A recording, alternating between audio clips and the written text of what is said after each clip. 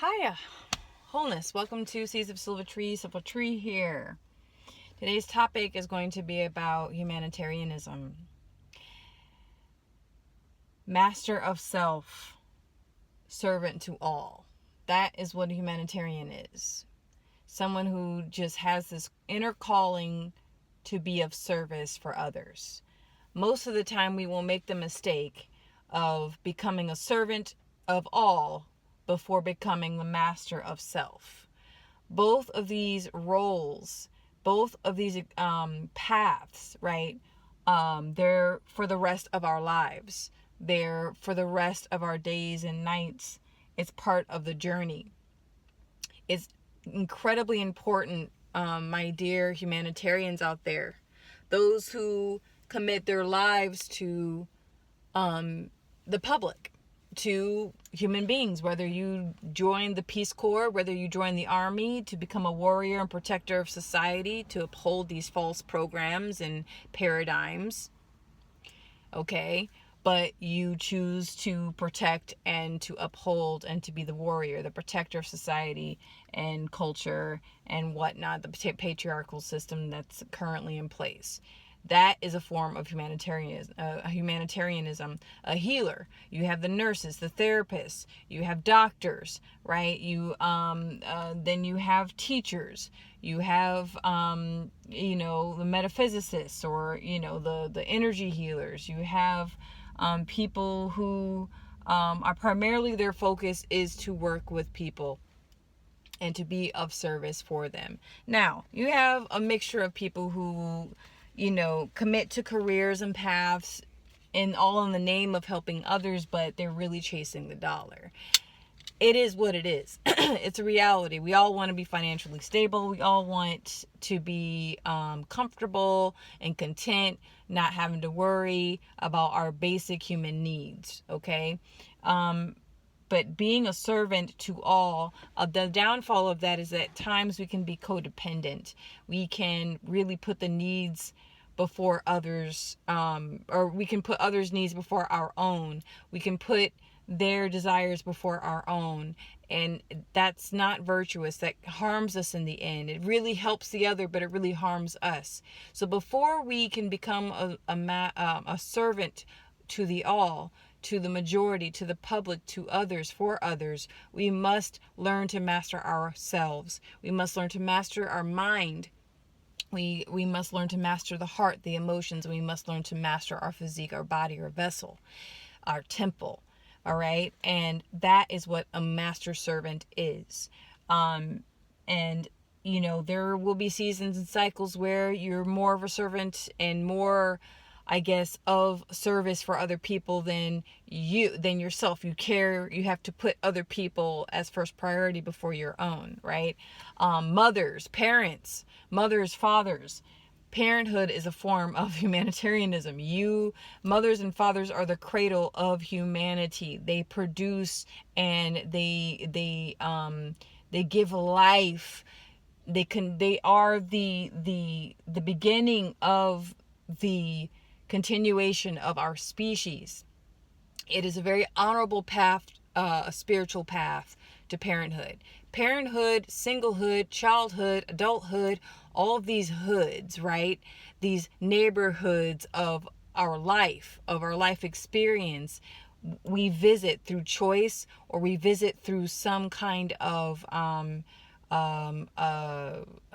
intuitive guidance, or maybe by mistake, but I don't believe in mistakes. But we all have these neighborhoods, these areas in our lives where we learn and we expand, and we learn to embrace certain aspects of ourselves. We learn what we thrive, environments that we thrive in, certain services that we thrive better in than others, right? Some people agree to do certain things and be of servants, to be a servant to the all and to the public and to other human beings, and they're unhappy with doing that because they don't know themselves. When you are not the master of the self, you are unhappy and miserable. And so most of these people will promise and dedicate and remain loyal to careers and to jobs and to areas and environments and relationships that are completely not in alignment of what their true purpose is for themselves. We must always seek to be the master of self. There are many different ways to do this, and I can make more videos on it and post messages about being a mastery of self, okay? And religious folk might say, well, that's selfish. You're supposed to go out and a mother's supposed to put her child above everything. A mother's supposed to sacrifice her well-being and mental health above her children. A mother's supposed to sacrifice her joy and her peace above all else. She has to put that in the back burner and put her family and her children. I'm using motherhood as a perfect example because this is what has come about. And that's why PPD, postpartum depression, has made such a ripple in society now. I'm so happy we're talking about mental health and women and motherhood, because it's a perfect example. It's almost like an expectation that the woman has. You lose all identity when you bring life into this world. No, that is a misconception. Every time a woman brings a new child, a part of herself dies, but there's also a rebirth. There is also a rebirth every time a woman gives birth to a child. Even if the child doesn't make it to adulthood, it doesn't matter. Every time a mother carries a child within her womb for 9 months and she gives birth, that baby comes to fruition, there is a rebirth in her identity. But yet society, in a patriarchal society, we suppress. We keep her small. And then we don't just do that with motherhood, we do that with fatherhood in certain ways. We do that with teachers and with doctors and nurses. And we have these systems, these institutions that put a boot on the neck of humanitarians. Humanitarians are, you call them, spiritualists will call them light workers or earth angels, or all the spiritual masters, gurus, all the labels, right? All the labels. But a healer and a humanitarian comes in many different forms and shapes and colors and sizes. Many, many, many, many, many different ways. And so this is just to remind you that you must keep this balance. Don't lose yourself in your service, but also don't be so selfish that you lose touch with your connection to the humanity. We can over-identify with the roles that we are a part of. Oh, I'm a doctor. Oh, I'm a nurse. Oh, I'm a teacher. Oh, I'm a warrior. I'm a soldier. I'm in the army. Woo. We can over-identify with these things, and then when we no longer can do them, what do you have left? When we reach retirement, society throws away when you're like 65, 70 years old. You're done. You're done. Thank you so much. Now go in a hole somewhere and get old, shrivel up, and die. Thank you so much. That's the patriarchal society. They kind of they collect all these ill, sick, old, elderly people. They don't understand that that these people have wisdom. They are our teachers. The elders are our teachers and our guides. But we stuff them in these nursing homes and stuff them up with 30 different pills to keep them alive so that we can take the last drop of their finances and their health insurance. I see it. In the hospital, I see it all the time. It's very sick what we do with our elders, especially in the Western world. But I'm saying, don't lose yourself in your service to the point where you don't know who you are.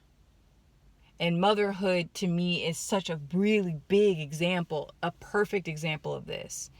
But or if you're a teacher or you're in the military or you're in some form of humanitarian where you're giving back, you're giving and giving and giving, you have to understand you must fill your cup.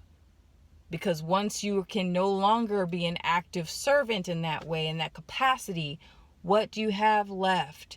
It's only you. It's only you. We come into this world alone, we leave alone. You could be surrounded by your best friends and family, or you can be completely alone and you die alone. It's only you exiting this body, not your mom, your husband, your kids, your nurse, your doctor, your parents, your great-great-grandkids. You know how many people die alone? Just go quietly in the night with their last breath that I've taken care of.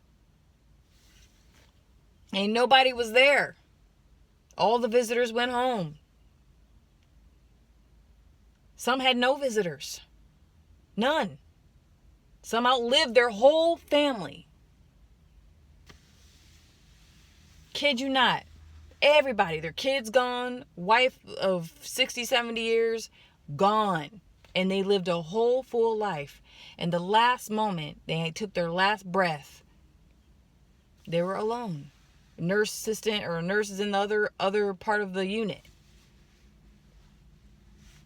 So this whole, like, we must understand that there's value. There's value in human life. It's not all for nothing. If you're feeling like everything is pointless, you really need to talk to somebody. Truly. And I'm not saying, I understand that way of thinking. What are we doing here? Is this all for nothing? Why, we all ask ourselves those questions at times. But if your existence and the way that you carry yourself and the way you perceive your reality is like everything is pointless, so why should I even care? Why should I even care? You really need to investigate that. We are all here for each other. And in some regards, everyone is a humanitarian. And you can destroy that humane part of yourself. You can destroy that. There are experiences that are so heavy and so dark, it can literally destroy what is human in you, what makes you human.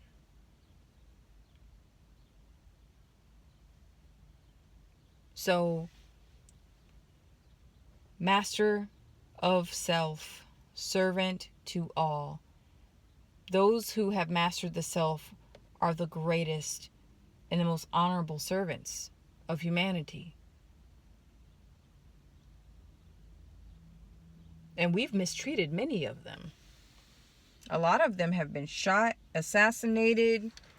Some have starved themselves. Crucified. Jesus. You know what I'm saying? Yeah. So, according to his story,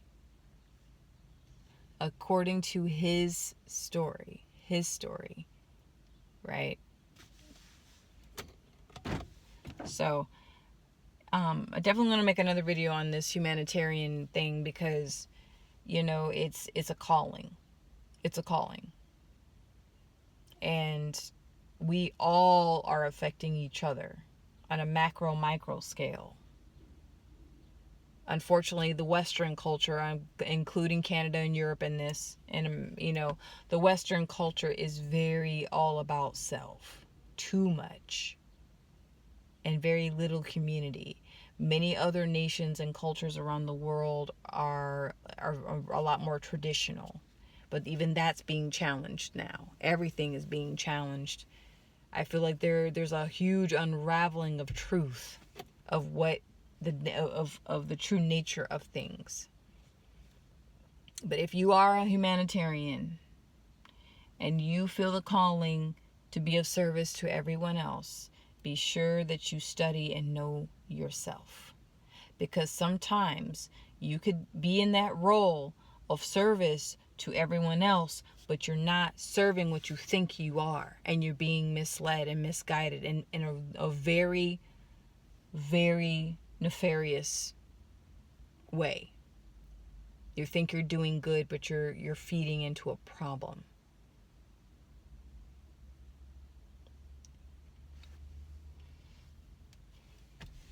Okay. If it makes sense to you all, let me know. If it doesn't, let me know. I can clarify in the comments. I have no problem. Thank you to one of the, he's been really active with his comments. I love it. It's very insightful. So with that, may this message find you well and whole. I'll see you soon.